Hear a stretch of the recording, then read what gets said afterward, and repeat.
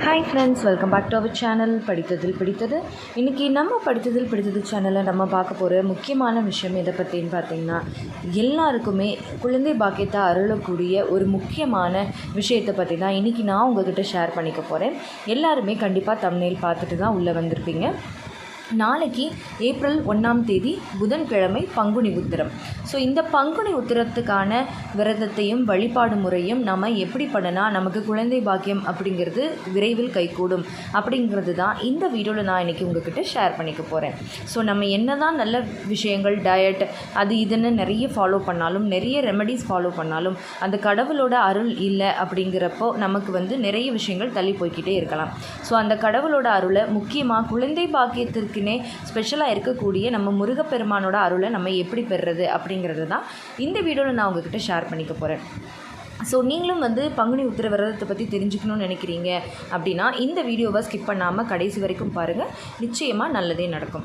அதுக்கப்புறமா பார்த்திங்க அப்படின்னா, நம்ம நெக்ஸ்ட் ஏப்ரல் மந்த்துக்கான ஃபர்டிலிட்டி பூஸ்டிங் வெல்னஸ் ப்ரோக்ராம்க்கான ரிஜிஸ்ட்ரேஷன் இப்போ ஓப்பன் ஆகிருக்கு.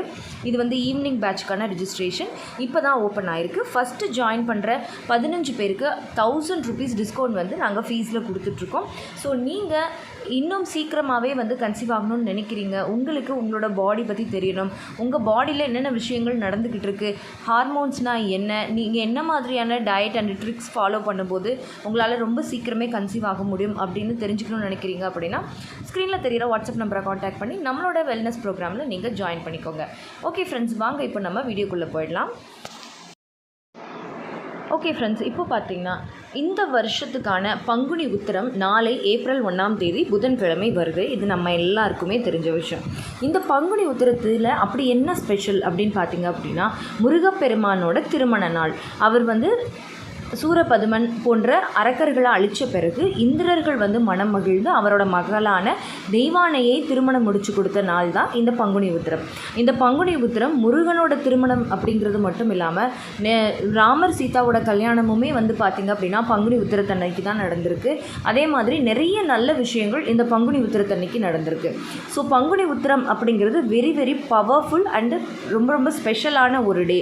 ஸோ இந்த டேயில் நீங்கள் மனமுருகி நம்ம முருகப்பெருமான்கிட்ட உங்களோட கோரிக்கையான குழந்தை பாக்கியத்தை கேட்கும்போது நிச்சயமாக அவர் மனம் குளிர்ந்து உங்களுக்கு அதை செய்வார்.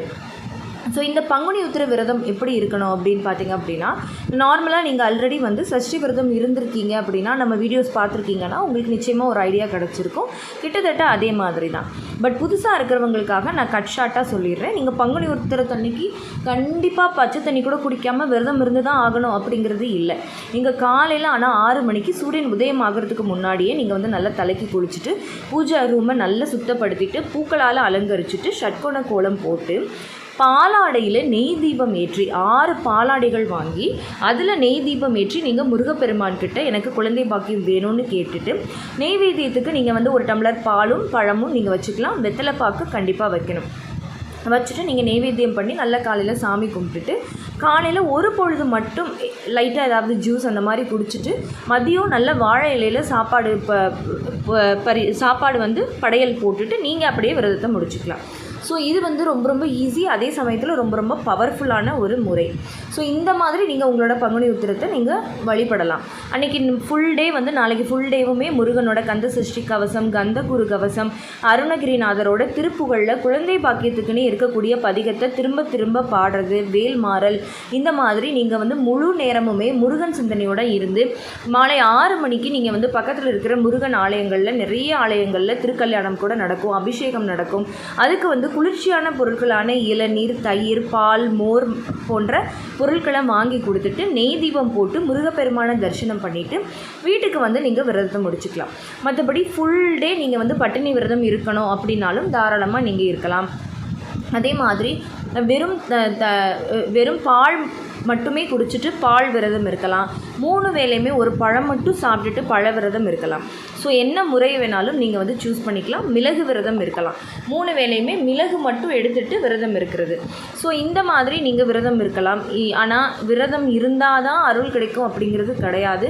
முழு நம்பிக்கையோடு நான் சொன்ன மாதிரி முருகனுக்கு ரொம்ப பிடிச்சதே என்ன அப்படின்னு பார்த்தீங்கன்னா, அவருக்கு பாடல்கள் பாடி அவரை திரும்ப திரும்ப நினைவு கூறுறது ரொம்ப பிடிச்ச விஷயம். ஸோ நிறைய பாடல்கள், பதிகங்கள் பதிகங்களை நீங்கள் வந்து முருகன் முன்னாடி உட்காந்து பாடி நான் சொன்ன மாதிரி பாலாடையில் நெய் தீபம் போட்டிங்க அப்படின்னா நிச்சயமாக அந்த முருகப்பெருமானோட அருளால் உங்களுக்கு குழந்தை பாக்கியம் அப்படிங்கிறது கண்டிப்பாக சாத்தியமாகும். அதே மாதிரி முருகனுக்கு மிகவும் பிடித்த தேனும் தினை மாவும் நெய்வேத்தியம் பண்ணி நீங்கள் சாமி கும்பிடலாம். வேறு எனக்கு எந்த மந்திரமுமே எனக்கு தெரியாது அப்படின்னு சொல்கிறவங்க ஓம் சரவண பவாய நம அப்படின்னு 108 முறை முருகன் பூஜை ரூமில் முருகன் ஃபோட்டோக்கு முன்னாடி உட்காந்து நீங்கள் வந்து 108 முறை முழு நம்பிக்கையோட அந்த சொன்னாலே போதும், நிச்சயமாக உங்களுக்கு குழந்தை பாக்கியம் கிடைக்கும். ஓகே ஃப்ரெண்ட்ஸ், இந்த வீடியோ கண்டிப்பாக உங்களுக்கு யூஸ்ஃபுல்லாக இருந்திருக்கும்னு நினைக்கிறேன். இந்த வீடியோ உங்களுக்கு யூஸ்ஃபுல்லாக இருந்திருந்தால் மறக்காமல் லைக் பண்ணுங்கள், கமெண்ட் பண்ணுங்கள்.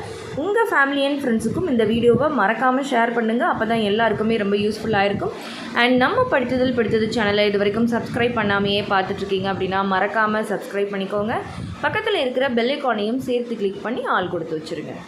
ஓகே ஃப்ரெண்ட்ஸ், பாய், தேங்க்யூ.